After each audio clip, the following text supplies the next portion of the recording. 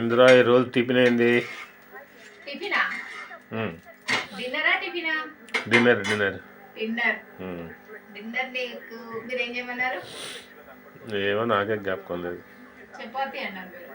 చపాతి అన్న. ఈరోజు సొరకాయ కారం రొట్టె చేస్తున్నా. నీకు ఇష్టం కదా? బ్రహ్మాండంగా. చపాతి చేయాలనుకున్నా, చపాతి ఓపిక లేదనిపించింది. ఆల్రెడీ సొరకాయ ఉందనేసి అది వేస్ట్ అవుతుంది అనేసి ఇది చేసేసిన. ఆల్రెడీ రెడీ అయిపోయినాయి, ఇంకొకటి అవుతుంది.